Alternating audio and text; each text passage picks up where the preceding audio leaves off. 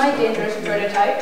So I'm Jessi, I like making stuff. This is melting some metal in a microwave to make a metallic component for a friend. So I'm a manufacturing and electronic engineer originally. It means I've been very lucky to visit lots of factories all over the world. And I'm really interested in how stuff gets made, so supply chains, the systems, processes, and actually most importantly the people behind the products we buy. I spent several years working as an interaction designer, so creating a way for people to interact with technology. This is a project I did with the Philharmonic Orchestra, looking at letting people experience what it's like to be a conductor of an orchestra.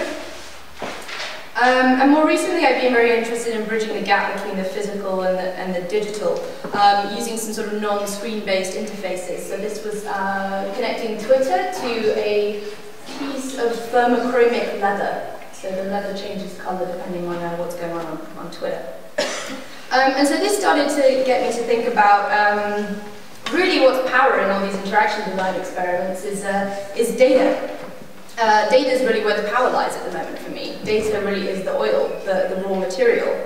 And there's such a potential for technology to use data to enhance our intelligence as individuals. But really, that got me thinking, who do I want to enhance my intelligence? Who says something is a better decision? A better decision for me might be a better decision for you. And who should decide what's better for us?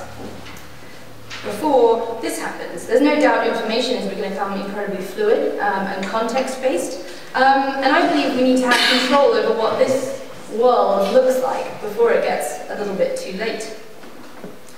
So I think there are many areas to discuss in relation to ethics and sustainability and connected hardware and the Internet of Things.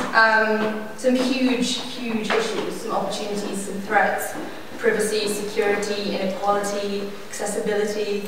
Perhaps if you read Bruce Sterling, The Death of Serendipity. But a key issue in my mind and what I research is the gathering and use of data, which is currently very closed. We don't have the opportunity to question it or take it back.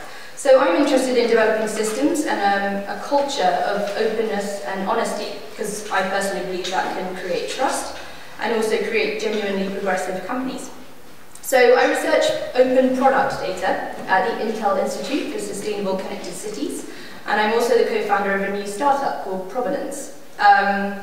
And Provenance exists to empower companies, at the moment small, independent creators of things, to be more transparent about their supply chains. So to open up information about the people, the places, the raw materials that go into the creation of products.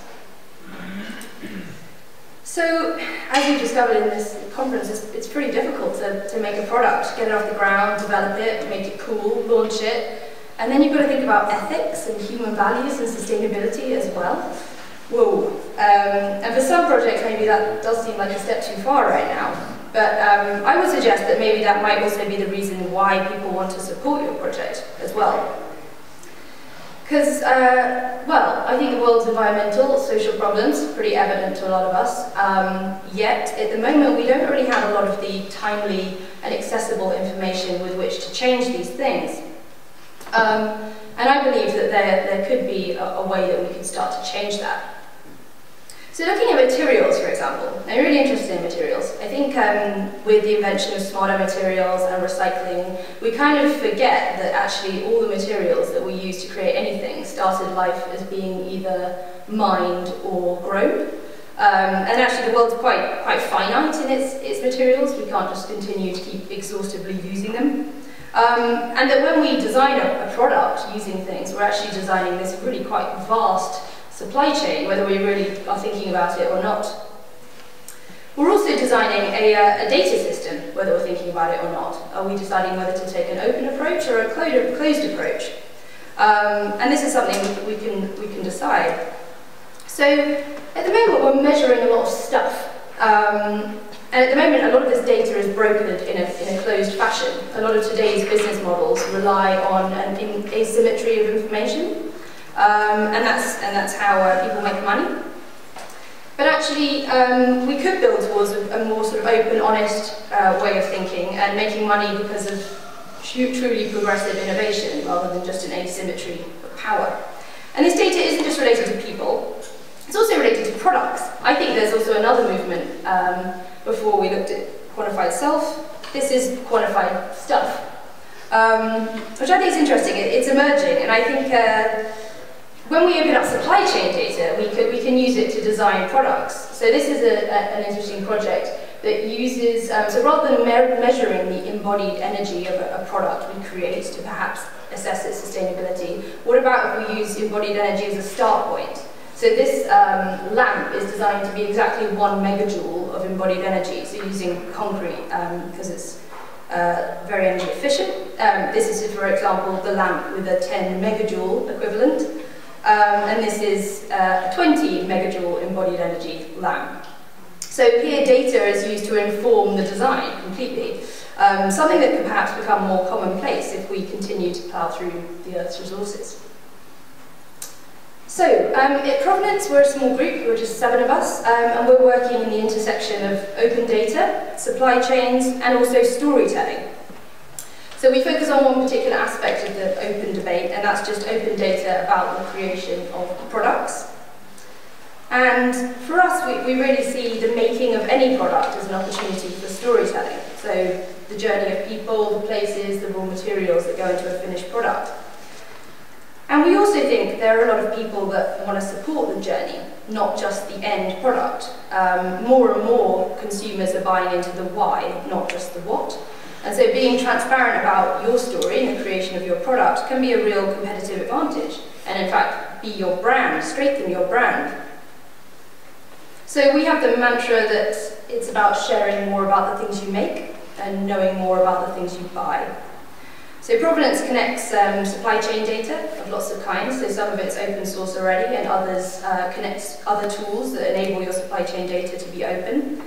We also gather social media data, so perhaps from your supply chain or your design process, and corporation data, so where do you as a financial entity pay tax. And then we gather all that information together, so this is the bottom. We gather all the different bits of information about the creation of products, and assign that to a product ID. And then we put all that in a product database, which is open. That product database is owned by the Open Knowledge Foundation.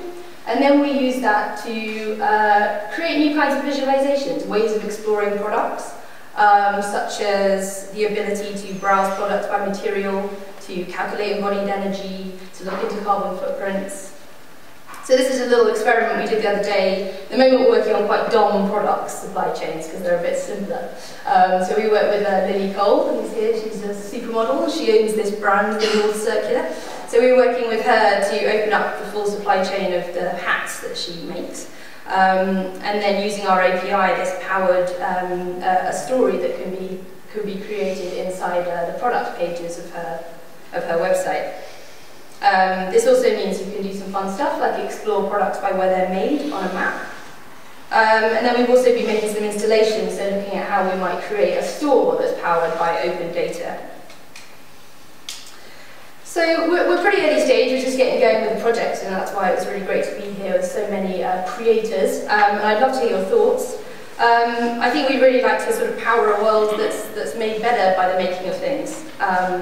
Trying to make money not from exploitation due to information asymmetry, but to sort of create real honest value and start rewarding innovation. So yeah, I would encourage you to open up your supply chain, open up your materials, and use that to create a strong brand value for you and your company. So thank you.